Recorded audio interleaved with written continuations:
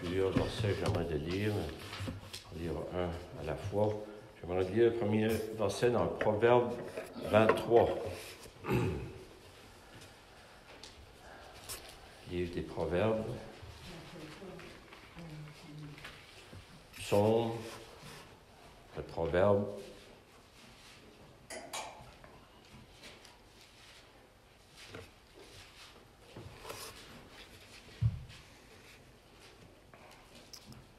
Proverbe 23 et le verset 23.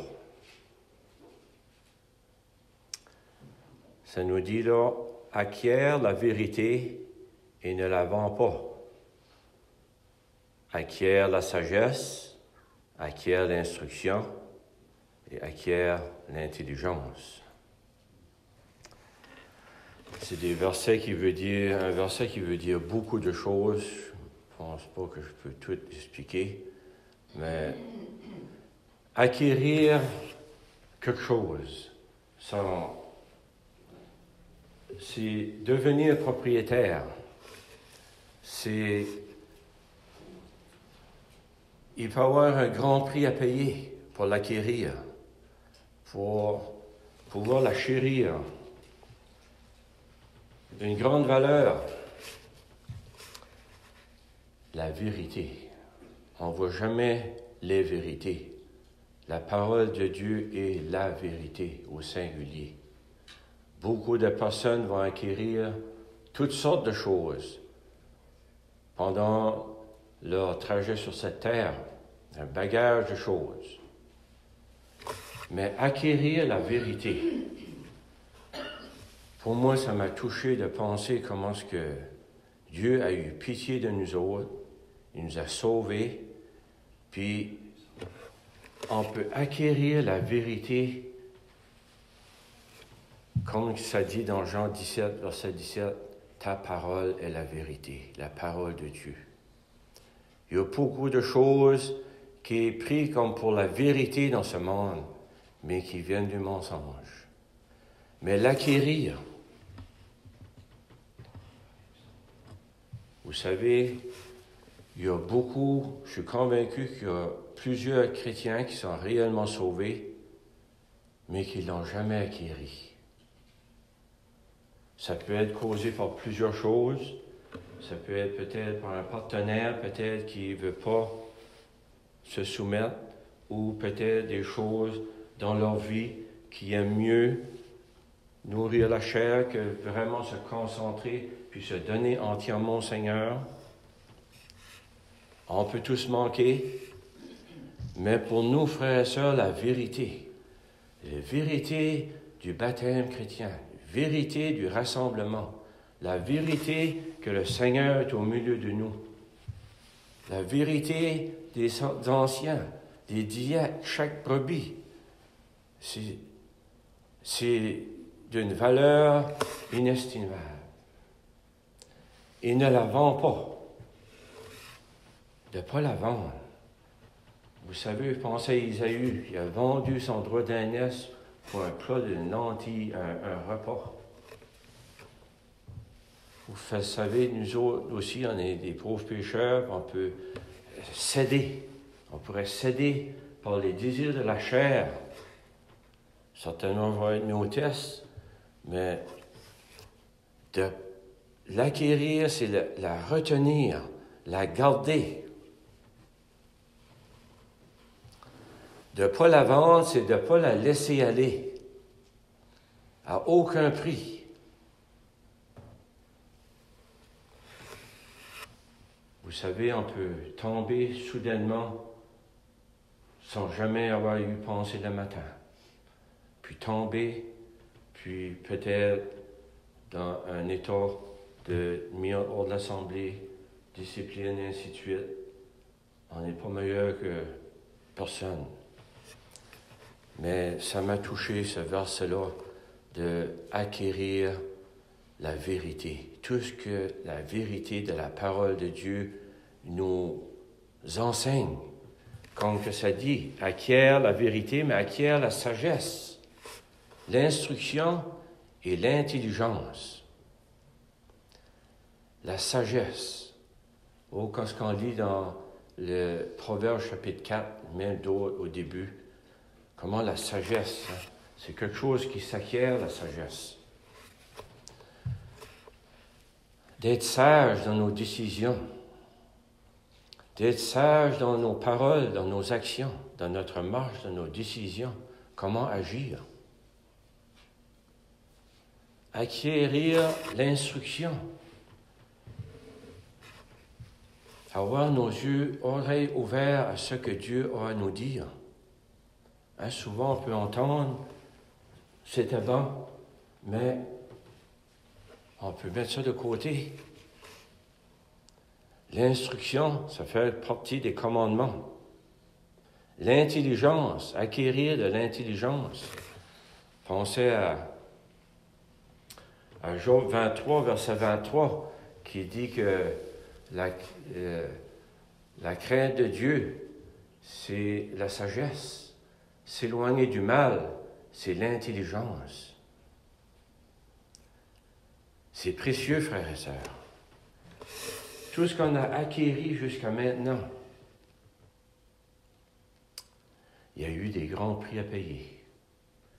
Oui, il y en a de nous autres qui ont été rachetés par nos familles. Il y en a qui ont été méprisés. Encore aujourd'hui, ça peut arriver. Mais il a fallu du temps. Il a fallu se mettre de côté, puis, Seigneur, enseigne-moi. Seigneur, instruis-moi. Puis en ça, c'est toute notre vie, frères et sœurs.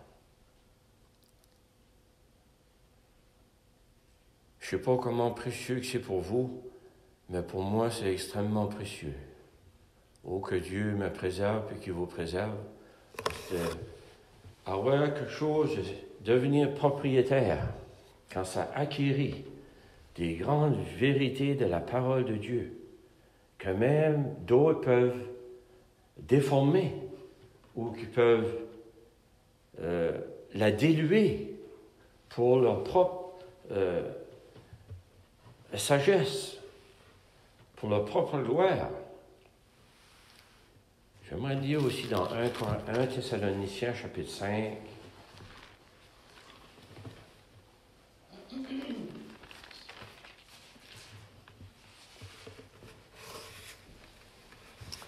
« 1 Thessaloniciens 5, verset 19. « N'éteignez pas l'esprit, ne méprisez pas les prophéties, mais examinez toutes choses. Retenez ce qui est bon, abstenez-vous de toute espèce de mal. » Examinez toutes choses, retenez ce qui est bon. Oui. Il y a toutes sortes de choses qu'on va entendre dans ce monde. Oui. Mais ici, il parle de ne pas éteindre l'esprit, de ne pas mépriser les prophéties. Hein? Beaucoup de prophéties dans la parole. On peut mettre ça comme de l'enseignement. Mais examinez toutes choses, retenez ce qui est bon. Vraiment, ce qui était dans mon idée, c'était vraiment de retenir. Acquérir, puis pas vendre. Ici, c'est retenez ce qui est bon. Abstenez-vous de toute espèce de mal. Oh, on sait que le mal ne peut pas venir de Dieu. Non. Il peut venir des hommes, il peut venir du malin, mais s'abstenir, rejeter ces choses-là, mais retenir ce qui est bon. Oh, peut-être pour d'autres, c'est pas bon. Ça peut arriver, ça. Même on va rencontrer des personnes qui se disent sauvées, puis pour eux autres, peut-être, ils ne voient pas ça de la même manière comme nous.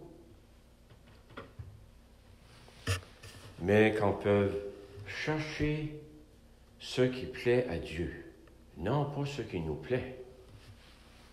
J'aimerais lire aussi dans 2 Thessaloniciens, chapitre 2.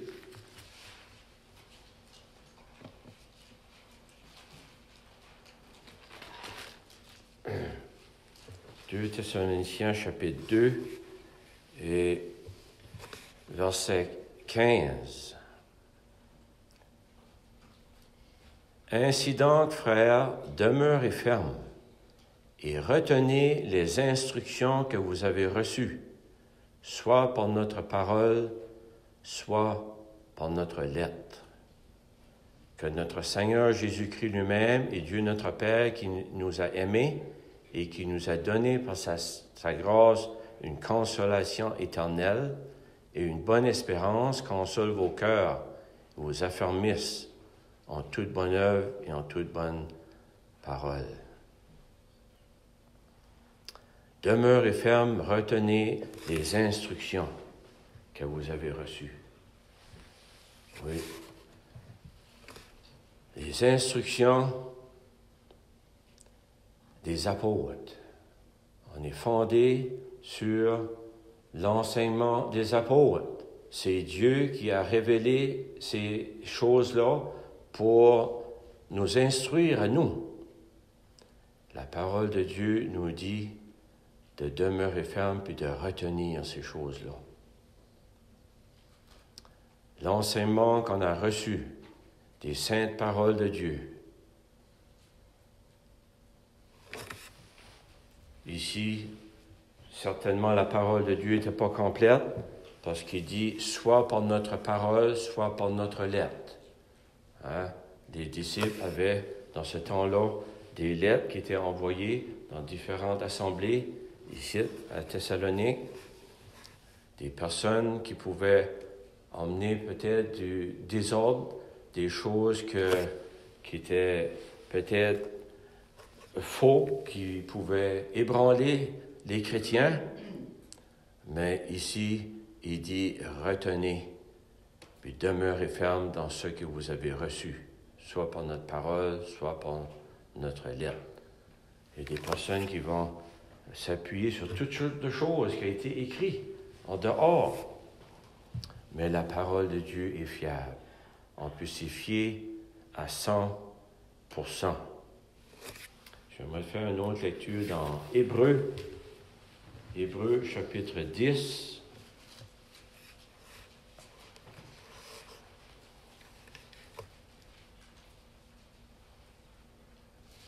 Hébreux 10, verset 23. Retenons fermement la profession de notre espérance, car celui qui a fait la promesse est fidèle. Veillons les uns sur les autres pour nous exciter à l'amour et aux bonnes œuvres.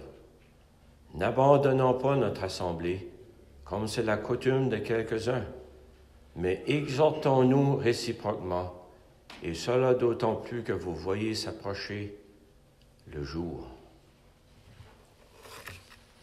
Retenez fermement la profession de votre espérance. Oh, frères et sœurs, on n'a pas une espérance qu'on espère que ça va arriver, puis on ne sait pas, là, on n'est pas sûr.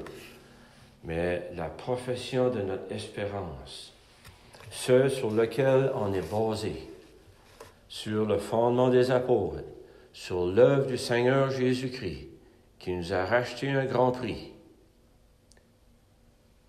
Celui qui a fait la promesse est fidèle. Il ne manquera pas. Le monde peut dire toutes sortes de choses qui peuvent parfois nous blesser, nous affecter. Celui qui a fait la promesse est fidèle. Oh, notre Dieu ne manquera pas. Le monde chancelle, le monde est bouleversé par toutes sortes de choses. On ne sait pas ce qui va arriver, mais il y a une chose qu'on sait. Retenez fermement la profession de notre espérance. Oh oui, on se fie entièrement sur ce que Dieu dit. Non pas sur la parole et oui-dire des hommes, mais dirigé par le Saint-Esprit, ce que la parole de Dieu nous dit. Oui. D'autant plus que vous voyez s'approcher le jour. Oh, on peut voir que le monde est mûr. Le monde est prêt. Il manque juste que le Seigneur vienne chercher les siens. L'enlèvement Il n'y a rien dans toutes les Écritures qui nous dit qu'il y a un événement qui doit arriver avant.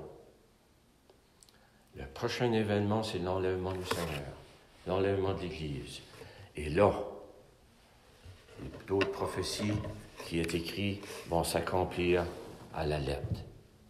On ne sera pas ici pour voir ces jugements-là. Mais on peut voir, oui, on peut voir des épreuves certainement. Mais de retenir, puis il dit de veiller les uns sur les autres. Veiller les uns sur les autres, s'encourager. Oh oui, on manque, moi je manque là-dessus. Pour nous exciter à l'amour et aux bonnes œuvres. Puis là, il emmène de ne pas se laisser tellement décourager au point d'abandonner l'assemblée. Ça va tout ensemble. Retenez ferme notre espérance. Celui qui fait la promesse est fidèle de veiller les uns sur les autres, afin de nous exciter à l'amour et aux bonnes œuvres, puis de ne pas abandonner. Oh, vous savez, on est bien fait. Oh, qu'on est bien fait. Je ne peux pas dire que j'ai déjà pensé à abandonner l'Assemblée. Non. Mais on est faible. On est faible. Parfois, on vient quand on traîne les pieds, si on pourrait dire. D'autres, peut-être qu'ils sont plus fermes que d'autres. Chez moi, au printemps, puis à l'automne. Oh, je passe un temps, je suis dans la vallée. Dans la vallée pour plusieurs semaines. Ça fait des années. Ça fait, je le sais. Il faut apprendre à se connaître. Dieu nous montre. Il y a des fois, on aurait le goût de tout abandonner. Mais abandonner une telle espérance, une telle promesse pour peut-être juste rester à l'écart pour un temps, sans vouloir aller dans le monde. Oh, que Dieu nous aide, frères et sœurs, à retenir ferme. D'autant plus que vous voyez s'approcher le jour. On pourrait lire aussi dans l'Apocalypse.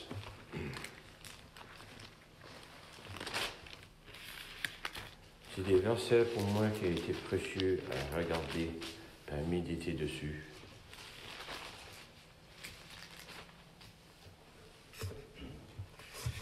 Apocalypse chapitre 2, verset 25.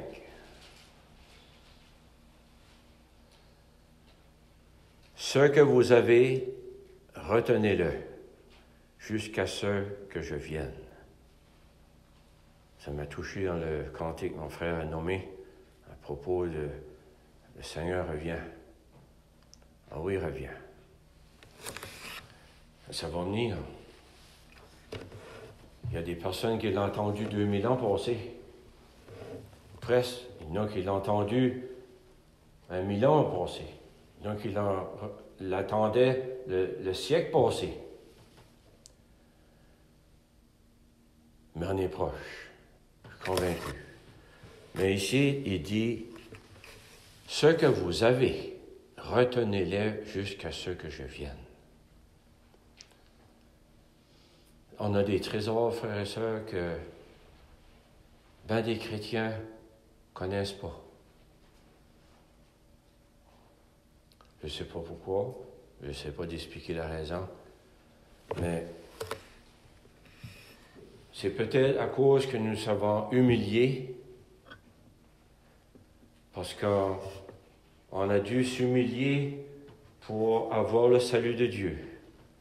Dieu nous a abaissés à tel point qu'on était sans force.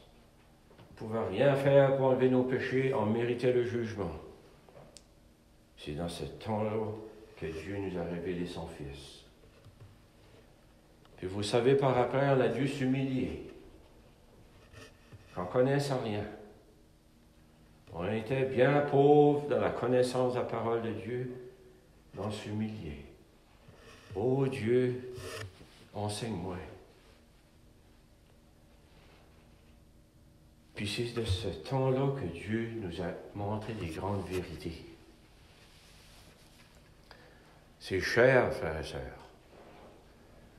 Moi, je ne peux pas vous l'expliquer en mots, ce que je ressens dans mon âme. Mais ce qu'on a, c'est un trésor qu'on ne peut pas expliquer. Autre qu'en regardant la parole, puis qu'est-ce que tu penses de ça? C'est écrit noir sur blanc. Pour d'autres, ça peut être, oui, c'est bon. Pour d'autres, plus ou moins bon. Mais pour d'autres, quand ça touche le cœur, retenez ce que vous avez jusqu'à ce que je vienne. Celui qui dit ces paroles-là, c'est le Seigneur Jésus. Frères et sœurs, c'est pas moi qui le dis. Le Seigneur Jésus. Oui, il y avait des problèmes dans les assemblées. Même là, dans cette assemblée-là, à Thyatire, une femme qui enseignait. Comment loin de la parole, comment loin qu'ils étaient éloignés. Mais le Seigneur a dit, retiens ce que tu as, jusqu'à ce que je vienne. Oh, c'est pas tout. Il y en a peut-être qui s'avaient éloigné, mais il y a certainement là des chrétiens qui voulaient la bonne chose. Oh, frères et sœurs, que le Seigneur pourrait toucher nos cœurs, que bien des fois on pense, on voudrait voir la salle pleine, c'est sûr. On voudrait voir des âmes sauvées, ajoutées. C'est ça que Dieu veut aussi. Bien souvent, des personnes me demandent, encore cette semaine, comment vous êtes? Comment vous êtes qui voilà? Comment vous êtes dans l'Assemblée? Quand on dit le Nord, et ça paraît pas cher, ça. Ça vaut pas grand-chose. Hein? Cette semaine, j'ai eu la chance à parler à une madame. J'avais été mes voisins, plaçaient un enseigne, ils voulaient vendre une bâtisse, c'était les pentecôtistes à New Baden. Ils veulent vendre la bâtisse. Ceux, ils vendent à Pocmouche, les pentecôtistes. J'ai demandé à cette femme-là, j'ai dit, Are you born again?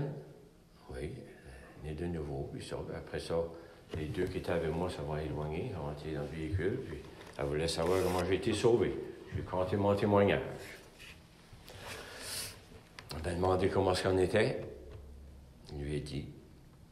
Elle n'a pas rien dit. Mais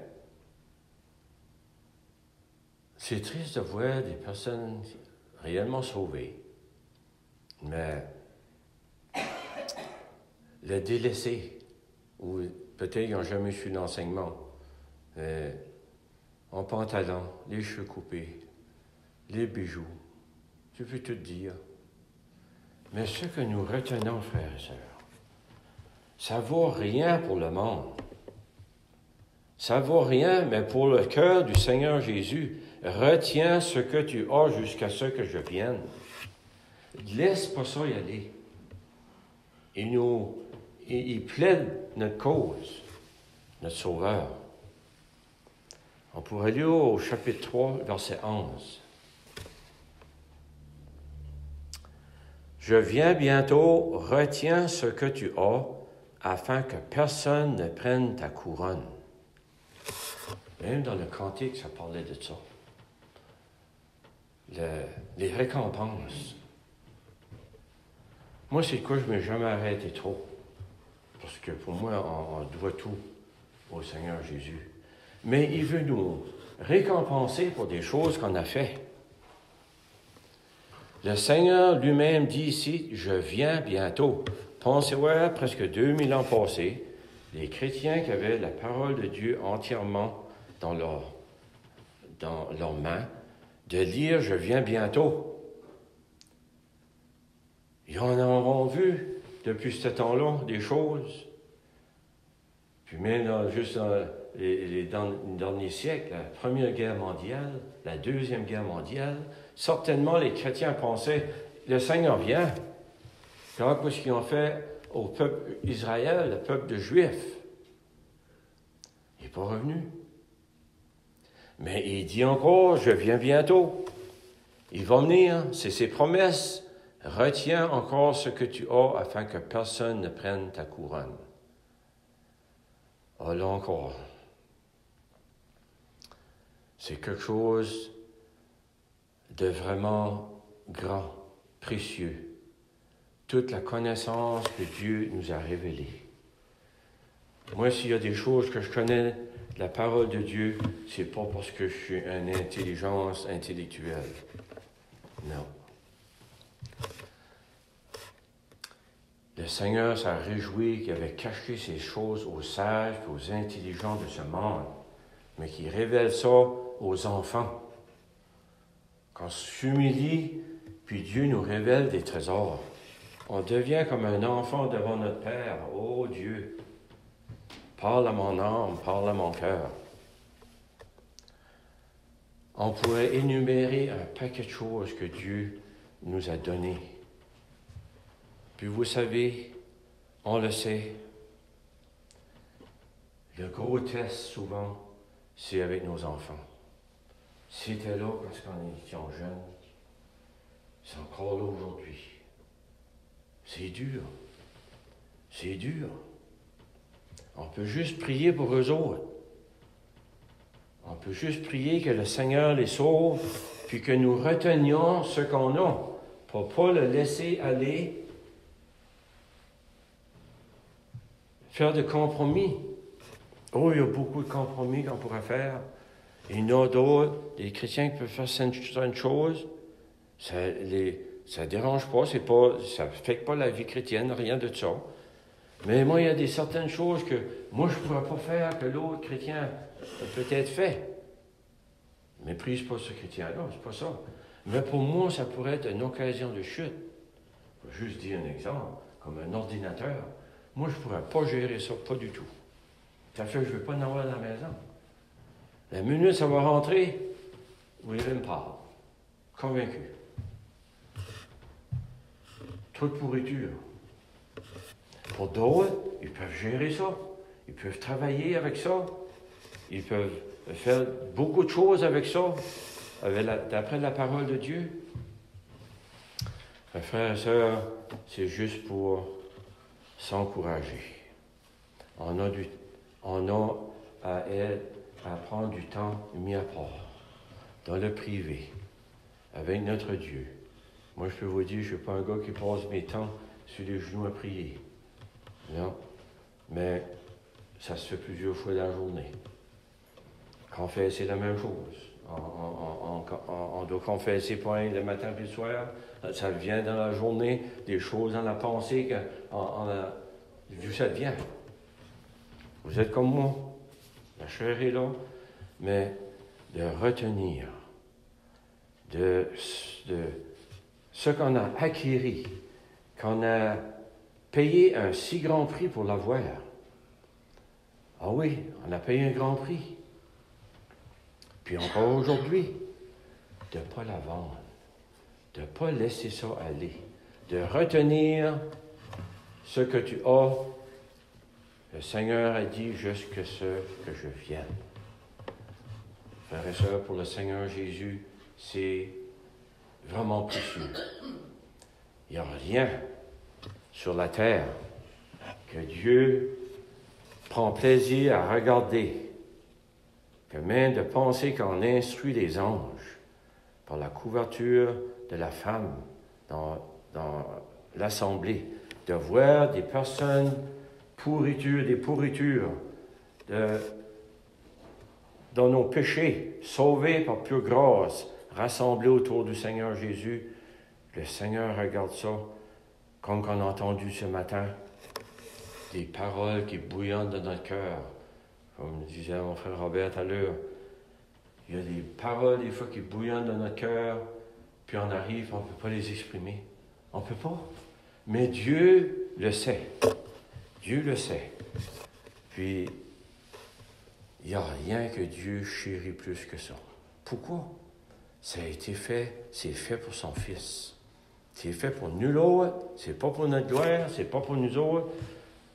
Frères et sœurs, que Dieu nous aide à retenir ce que Dieu nous a donné de sa sainte parole, qu'on peut encore creuser dans ce trésor inépuisable. Que Dieu bénisse sa sainte parole, nous en prier. Notre Père et notre Dieu, nous voulons te remercier de tout notre cœur. Ô notre Dieu, ce que nous sommes, c'est pas à cause de nous. C'est uniquement à cause de ton Fils, Seigneur Jésus, et à cause de toi, notre Dieu, notre Père, qui veut nous instruire, qui veut nous donner une sagesse et de l'intelligence et acquérir ta vérité dans nos âmes, dans nos cœurs. Oh, aide-nous à retenir ces choses, de ne pas les laisser aller au prix de certaines choses de ce monde, mais notre Dieu, de regarder à l'avenir. Celui qui a fait la promesse, il revient et nous serons avec lui pour l'éternité. Oh, aide-nous à encore obéir à ta sainte parole, à nous soumettre à ta volonté et de pouvoir vivre une vie joyeuse, même ici-bas. Nous te prions pour ces personnes qui ont été invitées ce soir. Pense à Éloi, sa femme, à Noël. Oh, tu pourrais les attirer. Et nous pensons à tous les autres aussi. Nous remettons dans ce jour notre thème au nom du Seigneur Jésus. Amen.